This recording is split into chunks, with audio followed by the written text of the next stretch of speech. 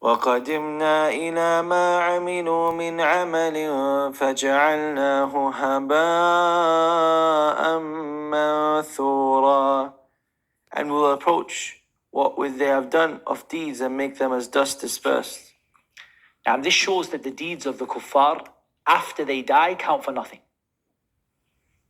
Whatever they have done, good deeds, bad deeds, but here the good deeds they have done, anything good they have done, Yawm al-Qiyamah, it counts for nothing at all. There's no weight in the sight of Allah. It becomes dust. So this shows the good deeds of the disbelievers will not have any weight with Allah Yawm al-Qiyamah. Rather, whatever they got from them, if they got something from them, will be in this world.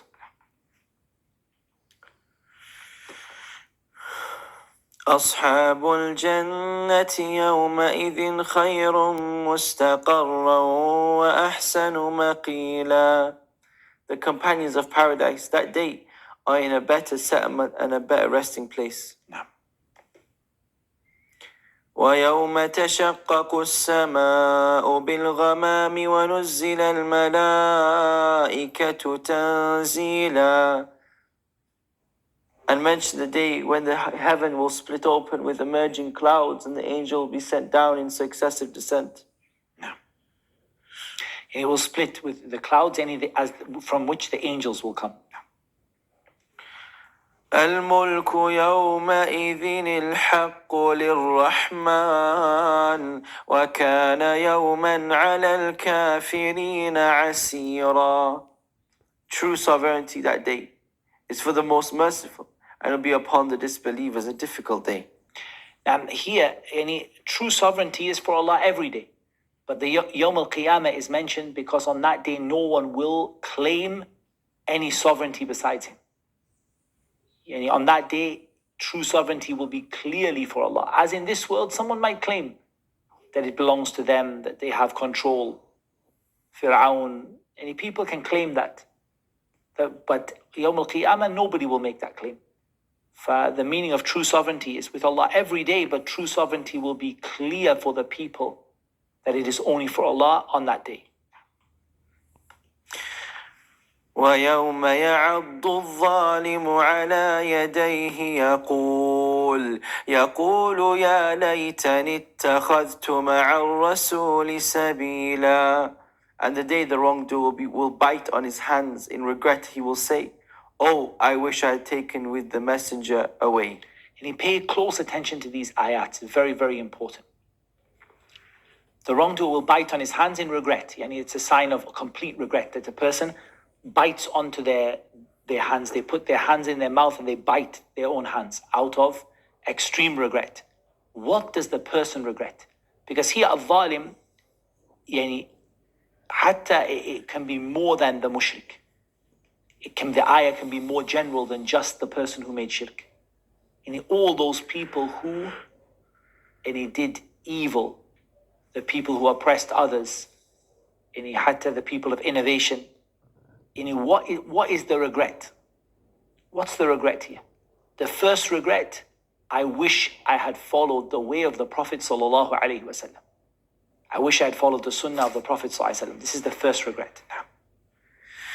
يا ويلتى ليتني لم أتخذ فلانا خليلا. Oh, woe to me, I wish I had not taken that one as a friend.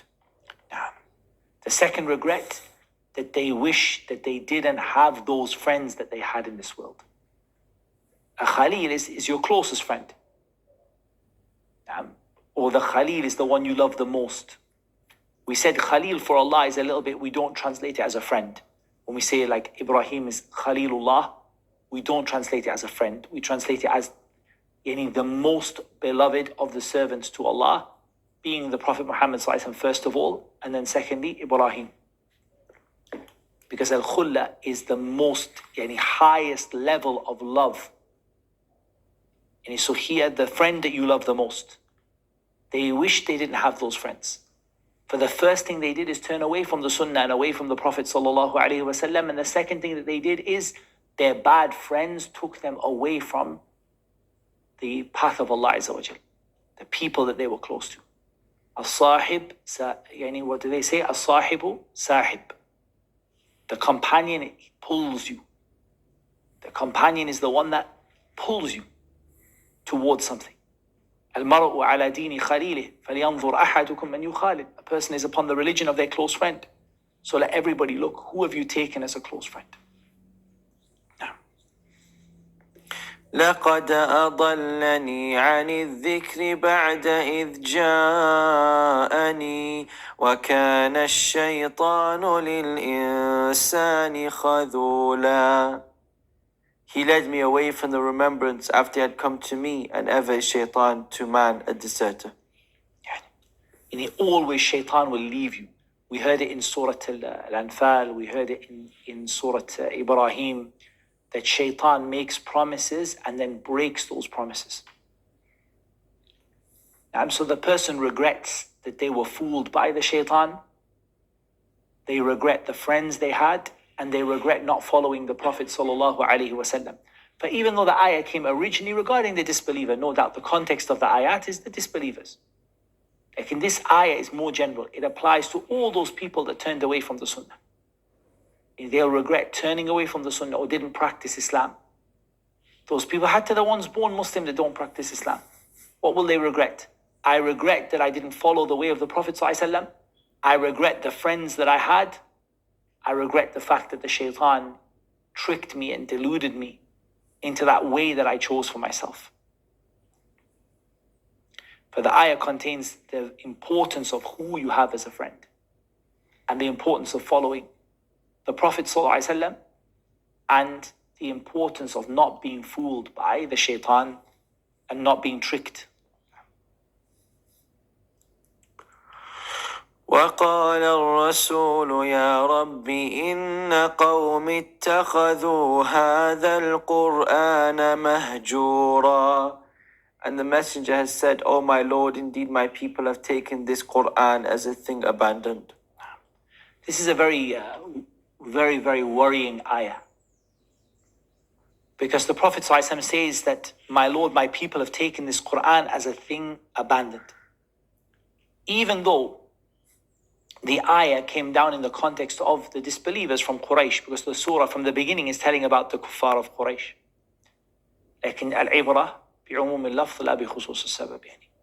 We don't look at the specific reason why it came down. Like, we look at the generality of the wording. So this shows that any one person can abandon the Quran. And even though the person who has abandoned the Quran completely is the kafir. But I found so many of the scholars, they said that the Muslim can fall into a part of this. They can fall into a part of اتخاذ القرآن مهجورا, taking the Quran as an abandoned thing. For from the ways that a person can take the Quran as something abandoned is not believing in it. And that is the greatest of abandoning the Quran. There's no bigger abandonment of the Quran than not believing in it. That's for sure. From it is not to listen to it, not to read it. Not listening to it and not reading it. This is also a type of taking the Quran as something mahjura. So the ulama, they say, if you don't have a wird of the Quran that you read every day, then you have taken the Quran as something mahjura to a certain extent. And if you don't have a wird, a portion of the Quran that you read every day, we don't say it has to be long. Hatta even if it's half an hour, 20 minutes, and you don't read the Quran every day, and then to an extent, you have abandoned the Quran. A person who's not implementing the laws within it, a person who's not trying to memorize from it, a person who's not ruling by the laws in it, a person who doesn't reflect upon it. Every single aspect of the Quran that we are required to do, if a person falls short in it, they fell into something from this ayah. But no doubt, when it comes to hifz of the Quran, there's a certain amount that you have to do, which is you have to memorize enough to be able to pray.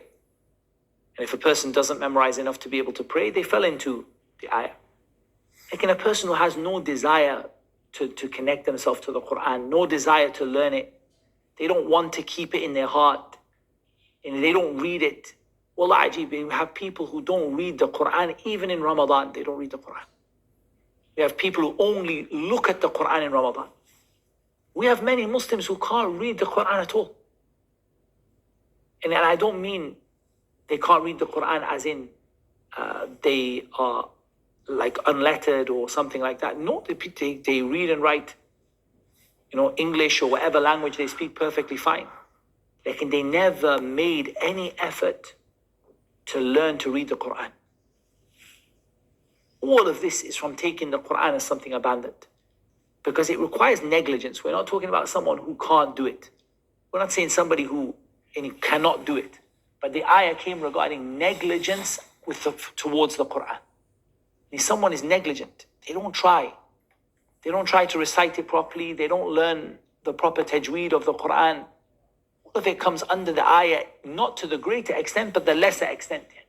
The person doesn't try to connect themselves to the Quran.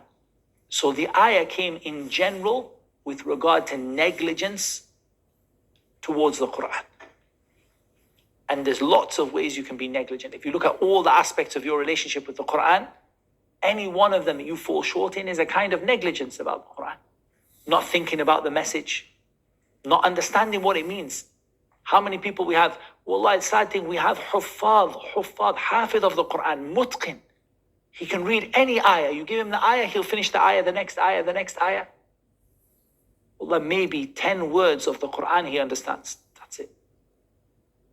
Very common in the non-Arabic speaking world that you have huffaz of the Quran don't understand a single word of what Allah said, or very few words. That's negligence, right? I'm not saying they didn't I'm not talking about a little child. A little child, you might give them their hafid of the Quran and they haven't yet learned. Like the person reaches 30, 35 years old, he's led Salat al-Taraweeh from his hifd without making mistake year after year after year. And can you ask him the meaning of 1 or 2 words in the Quran? He says, don't know. That's negligence with regard to the Quran, right? It's not the person's circumstances. The person is not making the effort that they're supposed to be making with regard to the Quran. Never ever thinking that I should actually understand what is written down here. A person never ever thought, it never occurred to them that I should actually make an effort to understand. Even in a basic way. And what are we doing here? We literally, all we are doing is reading the translation and commenting on a few words in the translation. Nothing complicated yet. It's not a hard thing. And inshallah ta'ala, we finished it inside, or we will finish it bi'idhnillahi ta'ala inside of a month. Who cannot take out a month of their life just to get the most basic understanding of what the Quran says? It's negligence, wallahi. And you see parents who send their kids to Quran school. Allahumma barik, the child is amazing. Like the parent has no connection to the Quran at all. Except the fact that they send their kid to tahfiz. The kids come, mashallah, the kids memorize and understand. And like the parent, nothing. Don't read, don't know how to read. Don't make an effort to learn. Don't make an effort for tafsir. Don't make an effort to have a portion of the Quran every day. Don't make an effort to memorize the Quran. Nothing at all. Except sending your children to tahfiz. All of this is negligence with regard to the Quran. Well, in can we say, no doubt, the disbeliever has the big portion of this. The disbeliever is the one who truly neglected the Quran. Because they didn't believe in it, they didn't implement it, they didn't listen to it. And this is the abandonment. And Quraysh, who were in Makkah at the time the Prophet ﷺ began his da'wah, this is what it means to neglect the Quran. Totally disbelieved, turned away, ignored it, put their fingers in their ears. The Muslim could fall into some of that if they are negligent with regard to their relationship with the Quran. And the greatest objective of the Quran is what? What's the main purpose of the Quran? It's to implement it. And before tilawah, and before tafsir, and before tadabbur, and before hifth, the most important any purpose of the Quran is to put it into practice. That's the most important thing. For anything that stops you putting the Quran into practice is negligence. So for example, if you never learned even the basic words of what the Quran means, the basic meaning, then it's negligence, right? Because ultimately you are not going to be able to implement that ayah because you don't know anything about it.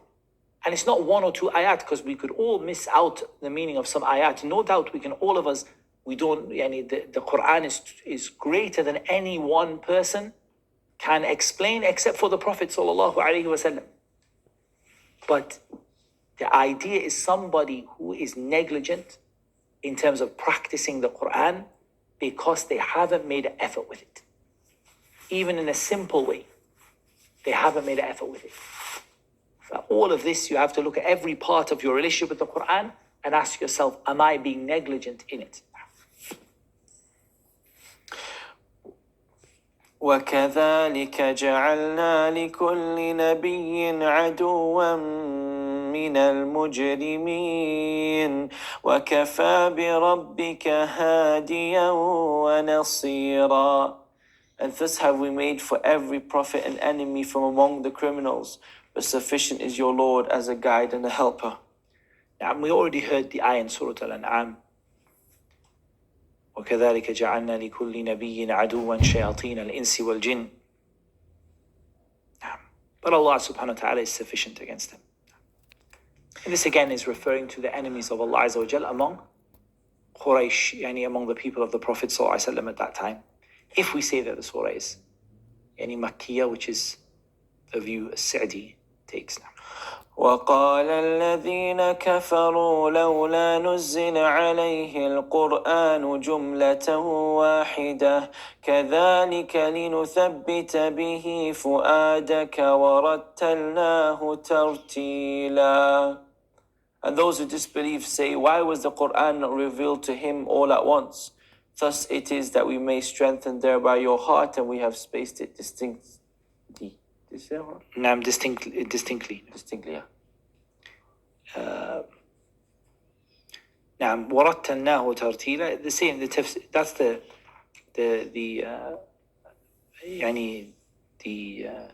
Tafsir al-Sa'di is like that as well. That we revealed it to you gradually. And we revealed it to you at a deliberate pace. So what did they say? They brought a shubha. They brought a misconception, and they said, if only the Quran could be sent down in one go. The Quran was sent in one go to Bayt al-Izzah, right? If only the Quran could be sent down in one go. Allah Azza wa Jal mentioned two things. First of all, that to make your heart firm. And that's how knowledge is taken. Ikhwani, knowledge is not taken in one go. What you take in one go leaves you in one go. That's talab al-ilm, right? That one of the qawa'id of talab al-ilm, the principles of seeking knowledge, is that what comes to you in one go often, usually leaves you in one go. Like when a person learns over many years, each day something new, this makes their heart strong. So the first thing that Allah Azza wa Jal said is that from the wisdom of sending the Quran down in pieces is to make the heart of the Prophet ﷺ strong. And also from that is that it's revealed according to events. So as events happen in the life of the Prophet ﷺ, ayat are revealed that strengthen him at that time. And that Allah Azza wa Jal deliberately from his wisdom sent it down with a slow pace. And this is something deliberate from Allah subhanahu wa ta'ala, that he sent it down with a slow pace. He didn't send it down in large chunks. Some surahs came down whole. Like generally speaking, it was sent down at a slow, measured pace. So Allah subhanahu wa ta'ala responds to their doubt in that regard.